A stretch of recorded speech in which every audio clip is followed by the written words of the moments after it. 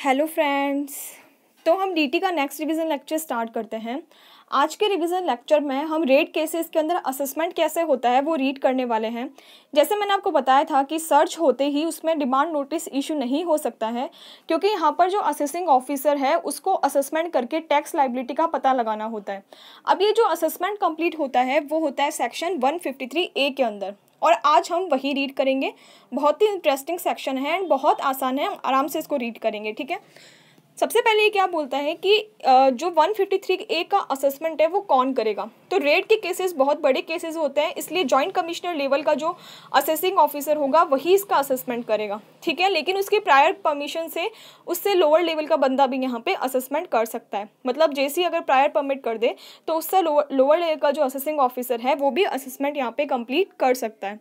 ठीक है, अब इसकी प्रोसीजर कैसे रहती है, तो यहाँ पे आपको एक चार्ट दिख रहा होगा। सबसे पहले क्या होता है, यहाँ पे एओ है वो असेसी को नोटिस देता है, एंड नोटिस में वो उसको क्या बोलता है कि जिस ईयर सर्च स्टार्ट हुई है उस ईयर को छोड़ करके उसके पीछे के 6 सालों के रिटर्न हैं वो असेसी फाइल करे।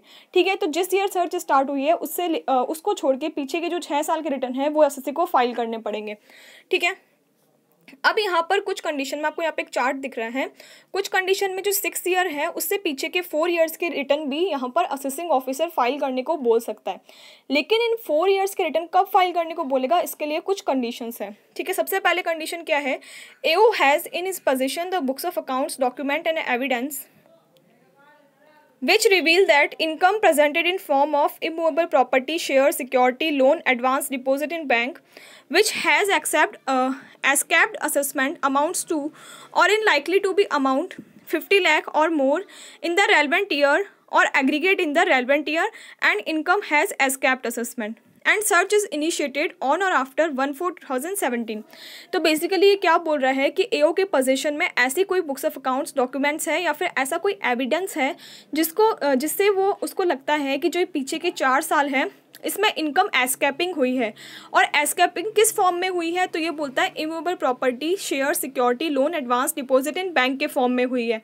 और जो टोटल इनकम एस्केप्ड है वो पिछले 4 सालों की एग्रीगेट या फिर जो भी रेलेवेंट ईयर है उसकी 50 लाख या फिर उससे अबव है।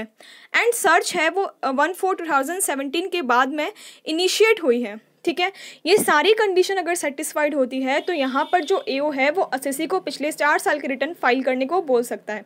अब यहाँ पर ये जो 6 साल थे वो तो मैंडेटरी है, मतलब फाइल करने ही पड़ेंगे। 6 में से 5 4 नहीं हो सकते हैं, लेकिन जो बियॉन्ड 4 ईयर्स के यहाँ पर रिटर्न है वो यहाँ पर 4 ईयर पूरे की पूरे मैंडेटरी नहीं है। 4 में से 3 ईयर्स के भी बोल सकता है, 2 का भी बोल सकता है, 1 का भी बोल सकता है। मतलब जिस ईयर में उसको इनकम एस्केपिंग लगती है उस ईयर का वो यहाँ पे रिटर्न फाइल करने को बोल सकता है। ठीक है, आई होप आपको यहाँ तक समझ में आया होगा। नेक्स्ट ये क्या बोलता है, हाईएस्ट यहाँ पे कितने सालों के रिटर्न फाइल हो सकते हैं, 6 ईयर प्लस 4। हाईएस्ट यहाँ पे 10 ईयर्स के रिटर्न फाइल हो सकते हैं, जिसमें से 6 ईयर मैंडेटरी है एंड 4 ईयर यहाँ पे ऑप्शनल है। ठीक है, अब यहाँ पर जो 6 + 4 ईयर्स है पीछे वाले एंड जो करंट ईयर है जिसमें सर्च स्टार्ट हुई है, इनका असेसमेंट में क्या डिफरेंस है। तो सबसे पहले हम करंट ईयर का रीड करते हैं। करंट ईयर में ये बोलता है return shall be file in the normal course. तो यहाँ पर नॉर्मल कोर्स में रिटर्न फाइल होता है and assessment shall be done under section 143(3) और 144। तो बेस्ट जजमेंट या स्क्रूटनी असेसमेंट होगा इस केस के अंदर। एंड जो पीछे के 6 + 4 साल है उसमें अगर असेसमेंट पेंडिंग है अंडर सेक्शन 143(3), 144 और 147 तो वो अबेट हो जाएंगे। मतलब अबेट मतलब वो क्लोज हो जाएंगे वहाँ पे। एंड जो पीछे के 6 + 4 साल है उनका असेसमेंट 153A के अंदर होगा। लेकिन अगर मान लो पीछे के 10 ईयर्स है उनका जो असेसमेंट है वो कंप्लीट हो चुका है, उसके बावजूद भी यहाँ पर 153A के अंदर वापस से असेसमेंट होगा। ठीक है, तो बेसिकली ये पॉइंट यही बोलता है। एंड ये बोलता है एक और पॉइंट यहाँ पर इम्पॉर्टेंट है कि income shall be taxable at the rate applicable to the respective years. तो पीछे के 6 + 4 सालों के अंदर जो टैक्स रेट है तो रेस्पेक्टिव ईयर की टैक्स रेट से ही यहाँ पे इनकम टैक्सेबल होगी। ठीक है, नेक्स्ट ये बोलता है appeal, revision, rectification shall not abate but shall continue. Partial merger यहाँ पर जो डॉक्ट्राइन ऑफ पार्शियल मर्जर होता है वो एप्लीकेबल होगा। मतलब अपील, रिवीजन और जो भी चल रहा है वो चलते रहेंगे, वो अबेट नहीं होंगे। असेसमेंट अबेट होंगे लेकिन वो अबेट नहीं होंगे। अब मान लो 153A का है जो 153A में हम जो असेसमेंट कर रहे हैं वो एन्यूल्ड हो जाए इन एनी अपील, मतलब वहाँ पर कैंसिल हो जाए सर्च पूरी, तो उस केस के अंदर मान लो सर्च किसी गलत बेसिस पे की गई है या अदर कोई बेसिस की वजह से 153A है वो एन्यूल्ड हो जाए, एन्यूल्ड मतलब रद्द होना, ठीक है। तो उस केस के अंदर जो भी असेसमेंट पीछे वाले अपडेट हुए थे वो वापस से रिवाइव हो जाएंगे, मतलब वापस से स्टार्ट हो जाएंगे, ठीक है। तो यहाँ पे हमारा जो असेसमेंट का डिफरेंस था वो कंप्लीट होता है। आई होप आपको समझ में आया होगा। अब बात आती है एक नेक्स्ट पॉइंट जो कि बड़ा इंटरेस्टिंग पॉइंट है, असेसमेंट ऑफ अदर पर्सन। ये क्या बोलता है कि जब असेसिंग ऑफिसर असेसी की सर्च कर रहा था, अब मान लो वहाँ पर उसको ऐसे कोई डॉक्यूमेंट्स, बुक्स ऑफ अकाउंट या असेट मिलती है जो किसी और पर्सन से बिलोंग करती है, ठीक है। तो वो असेसिंग ऑफिसर क्या करेगा कि जो भी अदर पर्सन है जिससे वो असेट बिलोंग करती है उसके जुरिडिक्शन में जो भी एओ होगा उसको वो बुक्स ऑफ अकाउंट्स, डॉक्यूमेंट्स है वो हैंड ओवर कर देगा, ठीक है। एंड जो अदर पर्सन है उसका एओ ये चेक करेगा कि क्या उस अदर पर्सन ने जो भी बुक्स ऑफ अकाउंट्स, डॉक्यूमेंट्स और असेट उसके पास में है उसको अच्छे से एक्सप्लेन किया हुआ है, वो उसकी सोर्स बता पा रहा है, तो उस केस के अंदर तो वो क्या करेगा, सीधा उसको हैंड ओवर कर देगा। लेकिन अगर कहीं पे उसको डाउट आता है कहीं पे भी तो जो अदर पर्सन होगा उसकी भी सर्च कंडक्ट होगी एंड सेम 153A वाला असेसमेंट उस पर भी एप्लीकेबल हो जाएगा, ठीक है। आई होप आपको ये समझ में आया होगा पॉइंट। नेक्स्ट ये बोलता है टाइम लिमिट, जो कि बहुत ही इंटरेस्टिंग पॉइंट है। हमें यहाँ पे 2 टाइम लिमिट्स रीड करनी है। एक तो जो असेसी है जिसकी सर्च इनिशिएट हुई थी, प्लस जो अदर पर्सन अगर उसकी भी सर्च इनिशिएट होती है तो हमें उसकी भी यहाँ पे टाइम लिमिट देखनी पड़ेगी, ठीक है। तो टाइम लिमिट फॉर कंप्लीशन मतलब कितने टाइम में ये कंप्लीट करना होगा। अब ये टाइम लिमिट है वो 6 + 4 ईयर्स पीछे वाले एंड करंट ईयर सबका मिला के है, सबका मिला के इस टाइम लिमिट तक असेसमेंट कंप्लीट हो जाना चाहिए। मैंने आपको बहुत ही इजी चार्ट में इसको समझाया एंड बहुत अच्छे से आपको ये समझ में आएगा, ठीक है। आपको एक चार्ट दिख रहा है यहाँ पे। सबसे पहले हम जो मेन असेसी था उसका रीड करेंगे टाइम लिमिट। तो उसके टाइम लिमिट के रिगार्डिंग क्या बोलता है, आपको यहाँ पे टाइम लाइन दिख रही है, उसमें सर्च यहाँ पे कंप्लीट हुई है।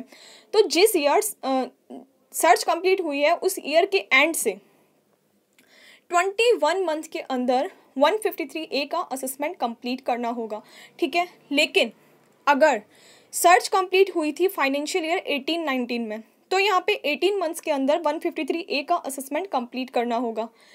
एंड अगर फाइनेंशियल ईयर 19-20 या ऑनवर्ड्स इसके बाद के अंदर सर्च कंप्लीट हुई है तो उस केस में 12 मंथ्स के अंदर 153A का असेसमेंट कंप्लीट करना होगा। आई होप आपको ये समझ में आया होगा। नेक्स्ट हम रीड करेंगे अदर पर्सन का असेसमेंट। उसकी क्या टाइम लिमिट है, तो ये बोलता है सेम एज अबव, मतलब सेम जैसे ऊपर पढ़ा हमने, सर्च कंप्लीट होने से लेके 21 मंथ, 18 मंथ एंड 12 मंथ जो भी केस होगा एज द केस में भी।